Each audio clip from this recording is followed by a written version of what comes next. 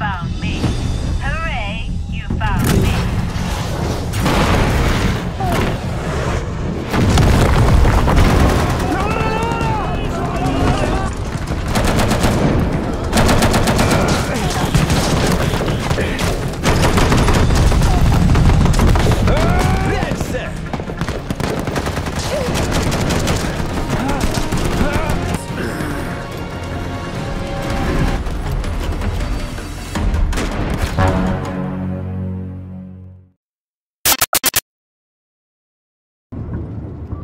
Сокол, прием, это Витязь.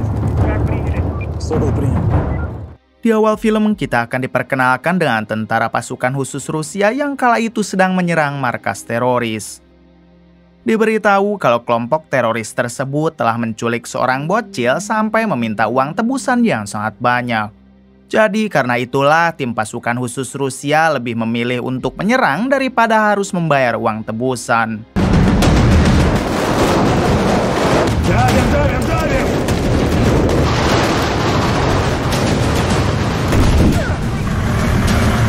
Di tengah peperangan, si ketua teroris akhirnya muncul sambil menyandra bocil yang telah mereka culik. Kemudian si ketua teroris berhadapan dengan pemimpin pasukan khusus Rusia yang diketahui bernama Ivan ini orangnya. Hingga mereka berdua pun saling bernego perihal bocil yang sedang diculik itu. Di sini sempat terjadi ketegangan antara Ivan dan si ketua teroris, bahkan mereka sampai saling menodongkan senjata, tapi tiba-tiba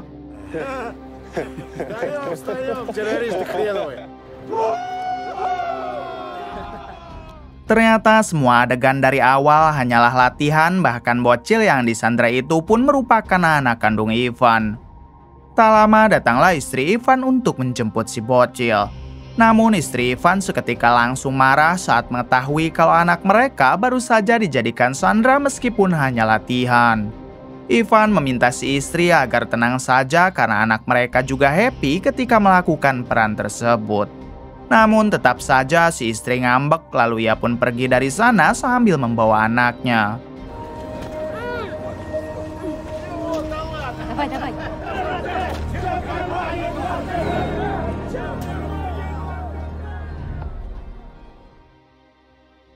Singkat cerita, Ivan dan pasukan diperintah berkumpul di markas pusat karena atasan Ivan akan memberikan sebuah informasi.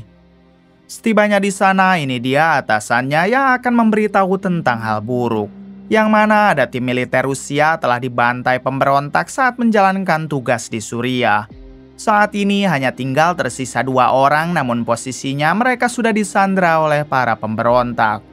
Para pemberontak meminta uang tebusan $2 juta apabila kedua tentara Rusia itu ingin dibebaskan dengan selamat. Akan tetapi yang jadi masalah bukan soal uang tebusannya, melainkan lokasi di sana telah dikuasai oleh militer Amerika, jadi mereka tidak bisa masuk untuk melakukan transaksi atau penjemputan. Kita tahu kalau selama ini Amerika dan Rusia tidak pernah akur. Двое попали в плен. Давай.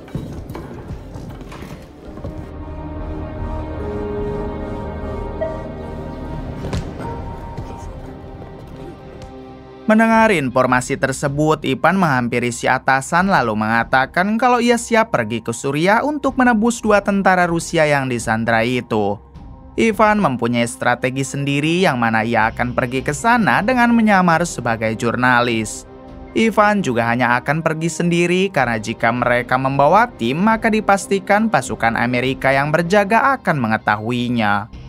Pada akhirnya, si atasan setuju dan ia akan menyerahkan sepenuhnya misi ini kepada Ivan. Si atasan meminta Ivan agar mulai menjalankan misinya pada besok siang. Dan ia akan memfasilitasi Ivan dengan ponsel yang sudah terhubung kepada si ketua pemberontak. Setelah itu, Ivan pergi mengunjungi beberapa temannya untuk pamit karena hari besok ia akan pergi menjalankan misi. Malam harinya, Ivan berusaha menghubungi istrinya yang masih ngambek. Namun panggilan itu sama sekali tidak mau diangkat.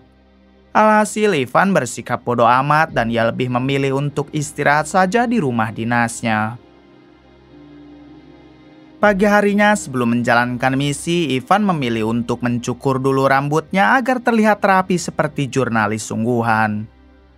Singkat cerita, Ivan pergi ke markas Angkatan Udara Rusia yang akan menjalankan latihan ke wilayah Suriah. Di sini, Ivan mengaku sebagai jurnalis lalu meminta izin ikut dengan mereka untuk merekam semua kejadian latihan. Beruntung sang komandan memberi izin hingga Ivan pun dibawa masuk ke dalam heli lalu terbang dengan mereka. Di tengah penerbangan, Ivan mengeluarkan kamera lalu berpura-pura merekam semua kegiatan di situ.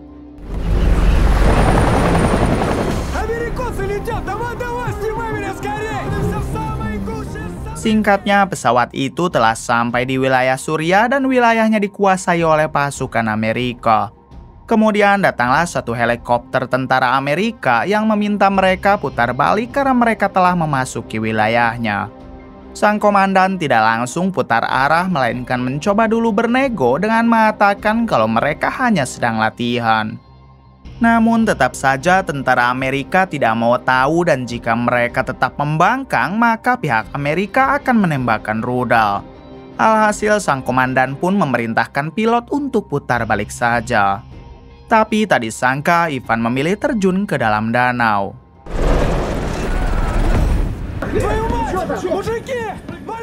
Ivan sengaja melakukan hal tersebut karena dengan cara itulah ia dapat masuk ke wilayah Suriah yang dikuasai tentara Amerika. Sang komandan Rusia mencoba mencari Ivan dari atas karena ia sangka Ivan tak sengaja terjatuh. Namun lagi-lagi mereka harus diusir oleh heli tentara Amerika hingga sang komandan memutuskan untuk segera pergi.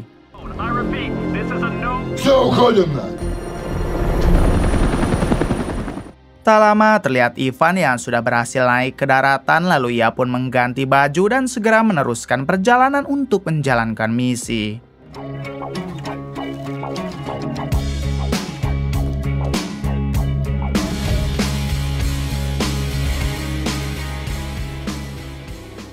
Kemudian Ivan menyetop satu mobil warga lokal untuk nebeng ke kota Manbij. Awalnya si supir tidak mau memberi tumpangan, akan tetapi setelah Ivan memberikan sejumlah uang, akhirnya si supir mau membawa Ivan.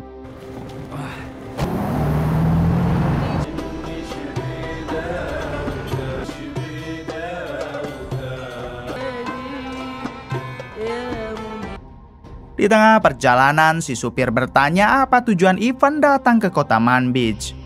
Ivan menjawab kalau kedatangannya ke sana untuk meliput kondisi terbaru karena dirinya adalah seorang jurnalis.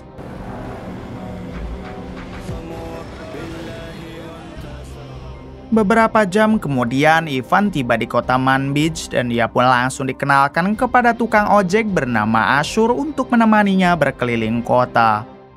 Di sini Ivan meminta Ashur agar mengantarkannya dulu ke tukang penjual senjata karena ia harus memiliki senjata untuk berjaga-jaga.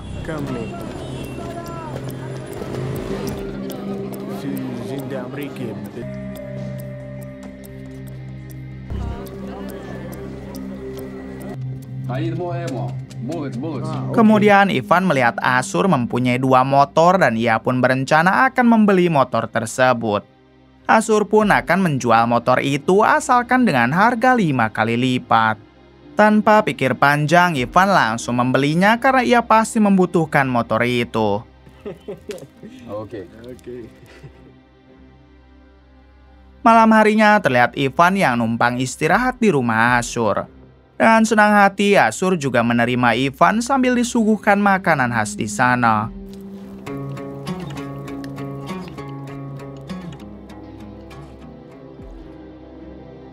Pagi harinya, Ivan pamit pergi dengan menggunakan motor yang kemarin ia beli.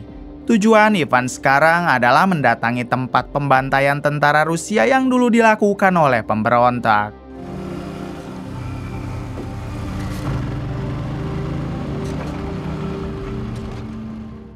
Sesampainya di sana, Ivan melihat ada beberapa jasad tentara Rusia yang sudah hangus hingga ia segera menguburkan mereka dulu dengan layak.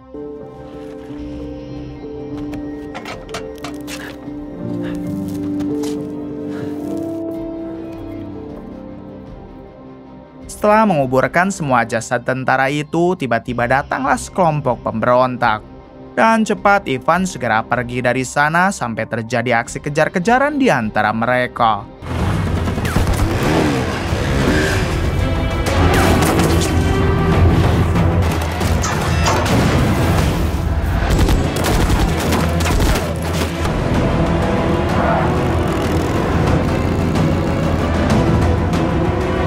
Di tengah pengejaran, dengan sengaja Ivan masuk ke pangkalan militer tentara Amerika yang membuat kelompok pemberontak itu akhirnya mundur. Namun di sini Ivan harus ditangkap oleh tentara Amerika lalu dibawa masuk ke dalam mobil. I'm from Latvia. It's in Europe, you should know. I got him. Move safely. Okay. Move safely. Di tengah perjalanan, kita akan diperkenalkan dengan seorang komandan bernama Stephen yang langsung menginterogasi Ivan. Stephen bertanya siapakah Ivan dan apa tujuannya datang ke kota Manbij.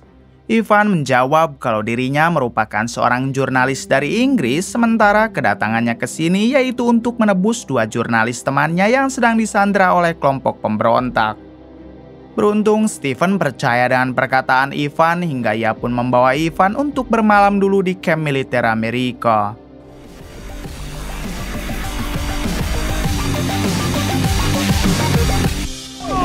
Come on! Yeah! Go get him!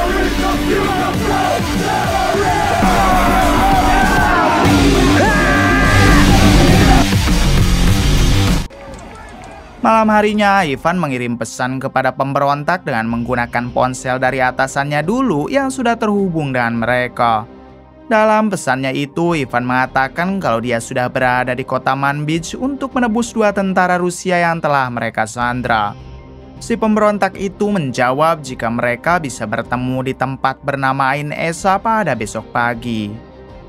Tak berselang lama, Ivan dihampiri oleh Stephen. Sekalian saja Ivan meminta bantuan kepada Stephen untuk mengantar dirinya ke Ain Esa pada besok pagi, yaitu dengan alasan untuk menebus 2 teman jurnalis Ivan yang disandra pemberontak. Dengan senang hati, Stephen mau membantu Ivan, bahkan ia akan membawa pasukan untuk berjaga jika terjadi sesuatu. My people will be waiting for me there. You know how to get there. Never mind them. Pagi harinya terlihat Ivan yang ditemani oleh Stephen dan pasukan berangkat ke tempat pertemuan dengan kelompok pemberontak.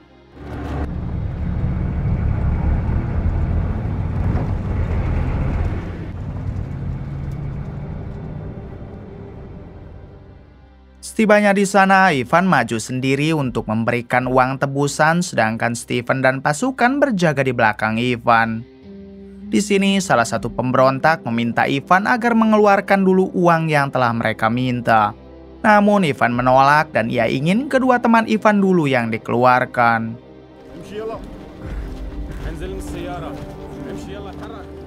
Pada akhirnya, kedua teman Ivan dikeluarkan lalu si pemberontak meminta uang tebusannya. Dan segera Ivan melemparkan uang tersebut, namun uang itu ternyata hanya ada setengahnya dan tidak sesuai dengan kesepakatan awal. Kelompok pemberontak itu akhirnya hanya membebaskan 1 sandera bernama Gray. Sementara satunya lagi akan mereka bebaskan setelah Ivan membayar uang sisanya. Kemudian Ivan meminta agar para pemberontak itu menunggu dulu karena ia akan mengambil uang sisanya di dalam mobil sambil membawa Gray. Peter, keep an eye out.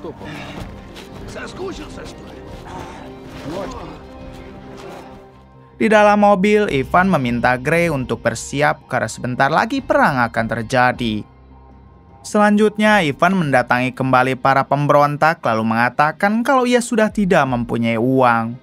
Salah satu dari mereka menjawab kalau begitu sebaiknya Ivan segera pergi dan biarkan teman Ivan yang satunya mereka siksa sampai koit. Ivan mengatakan kalau orang Rusia tidak akan meninggalkan temannya begitu saja, lalu inilah yang dilakukan Ivan. Shoot, John! Shoot! Pada akhirnya, Ivan yang dibantu oleh pasukan Stephen berhasil meratakan kelompok pemberontak itu serta menyelamatkan satu temannya yang bernama Jakir. Setelah situasi kondusif, Stephen langsung menghajar Ivan lalu menodongnya. Steven bertanya siapa sebenarnya Ivan dan kenapa ia malah menyerang pemberontak tadi yang hampir menewaskan pasukan Steven. Tak ada pilihan lain, akhirnya Ivan jujur dengan mengatakan kalau dirinya adalah pasukan khusus Rusia yang ditugaskan untuk menyelamatkan 2 tentara Rusia dari sandraan pemberontak. What was I supposed to do? Huh? Steven lanjut bertanya kenapa pihak militer Rusia tidak memakai jalur resmi. Ivan menjawab kalau mereka memakai jalur resmi belum tentu pemerintah Amerika akan mengizinkannya. Sekarang Ivan hanya berharap Steven dapat mengerti dengan posisinya karena ia datang hanya untuk menyelamatkan kedua rekannya. Namun Steven yang menyadari kalau ini adalah bentuk pelanggaran, ia pun langsung menangkap Ivan, Gray, dan Jakir lalu dibawa menuju camp untuk dilaporkan. Mason, you drive. Yes, sir. Come on.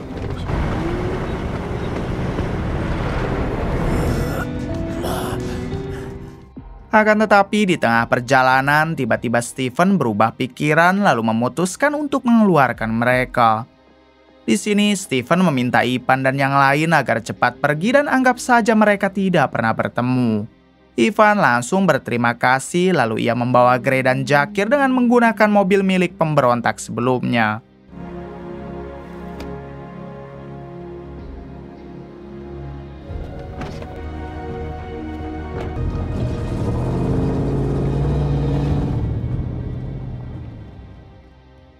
Dalam perjalanan terlihat Gray yang mulai panas dingin karena ternyata ketika pertempuran dengan pemberontak tadi dia sempat terkena tembakan. Akhirnya Ivan memutuskan untuk mencari dulu desa terdekat berharap Gray dapat diobati di sana.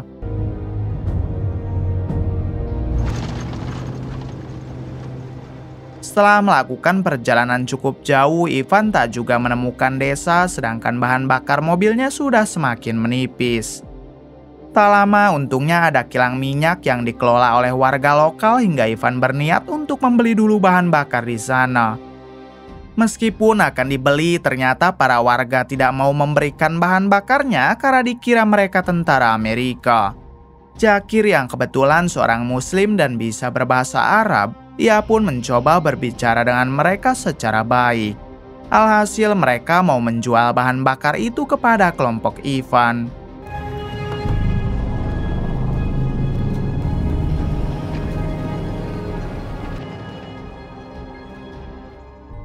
Singkatnya, malam hari pun tiba.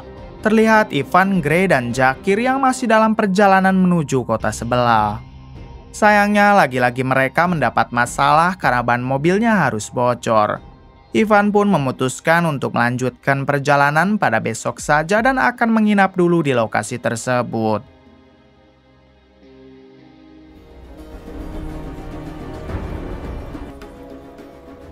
Pagi harinya, Ivan dan yang lain dibangunkan oleh 3 orang warga lokal yang langsung menodong mereka dengan senjata. Jakir yang bisa berbahasa lokal menjelaskan kalau mereka bukanlah tentara Amerika atau pemberontak. Jakir berjanji akan membayar ketiga warga lokal itu asalkan mereka diantarkan ke desa terdekat untuk mengobati Gray yang terluka parah. Beruntung ketiga warga lokal itu mau lalu membawa mereka ke desa terdekat.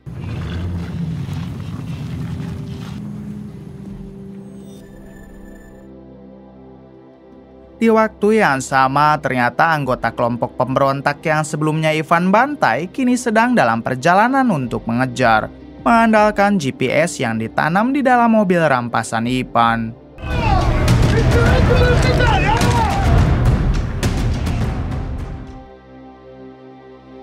Sedangkan Ivan dan yang lain kini baru tiba di sebuah desa lalu bertemu dengan kepala desa. Di sini Jakir menjelaskan kalau mereka membutuhkan dokter karena temannya sedang terluka akibat tembakan. Si kepala desa pun langsung membawa Gray ke seorang tabib karena di sana tidak ada dokter.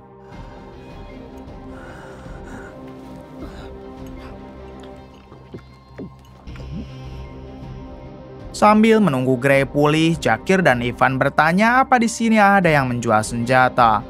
Si kepala desa sempat bertanya memang untuk apakah mereka butuh senjata dan Jakir menjawab hanya untuk berjaga-jaga. Pada akhirnya, si kepala desa memerintahkan satu orang anak buahnya agar pergi mengambil senjata di suatu tempat. Setelah itu, Ivan dan Jakir segera mengganti ban mobil yang bocor dengan ban serep yang ada di bagasi.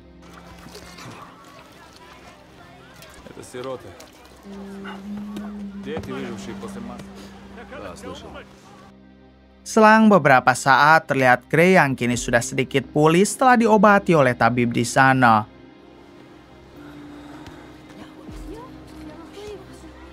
Ivan menjelaskan kalau mereka sedang menunggu senjata dulu lalu akan pergi ke kota terdekat yang jaraknya 50 km lagi. Di kota itulah mereka akan dijemput oleh tim bantuan karena di sana sudah bebas dari kawasan militer Amerika. Di waktu yang sama datanglah orang yang tadi mengambil senjata. Di sini orang itu menyerahkan semua persenjataan sambil mengatakan kalau di jalan ia sempat melihat sekelompok pemberontak sedang menuju ke arah sini. Dengan cepat, Ivan langsung membayar si kepala desa atas senjata tersebut, lalu ia pun membawa kedua rekannya bergegas pergi dari sana.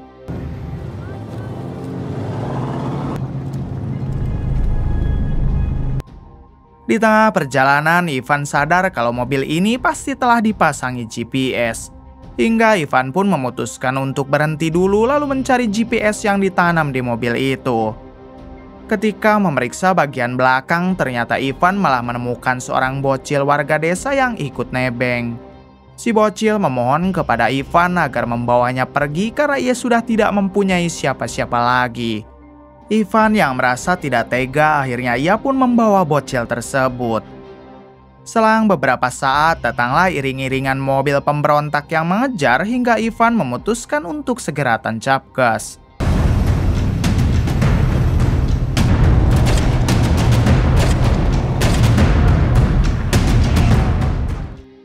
Di tengah perjalanan, Ivan sadar kalau mereka pasti akan terkejar sedangkan kota yang dituju masih lumayan jauh.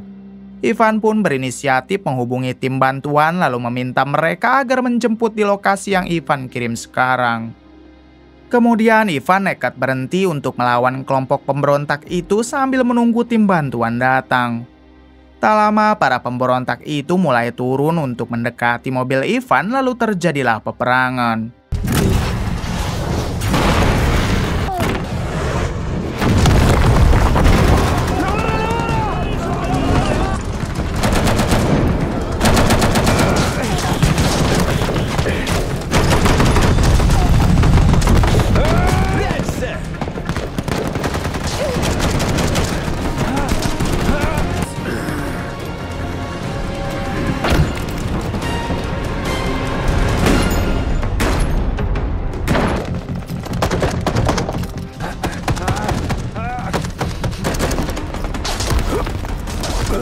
Di tengah peperangan, lagi-lagi Gray terkena tembakan di bagian kaki yang menyebabkan dirinya tidak bisa berjalan. Akhirnya Gray meminta Ivan dan Jakir agar pergi duluan saja sambil membawa si bocil. Sedangkan dirinya akan sebisa mungkin menahan serangan mereka.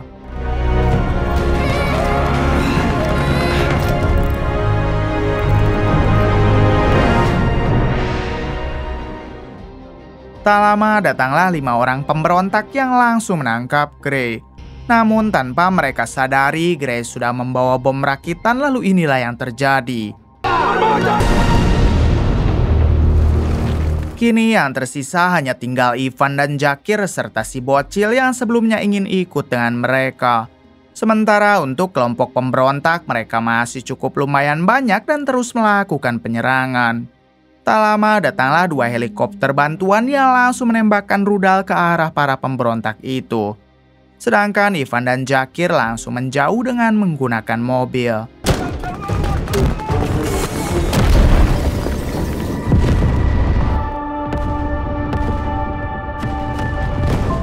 Setelah para pemberontak berhasil diratakan, Jakir dan Ivan yang sedari tadi menggendong si bocil turun dari mobil sebelum mobil itu meledak. Kemudian mereka dijemput oleh heli penyelamat dan di sini Ivan memutuskan untuk membawa bocil itu ke Rusia. Ternyata Ivan akan menjadikan si bocil sebagai anak angkatnya. Tamat. Bagaimana menurut kalian? Oke, terima kasih yang sudah menonton sampai akhir. Mohon maaf bila banyak kesalahan. Salam dari Bray Movie.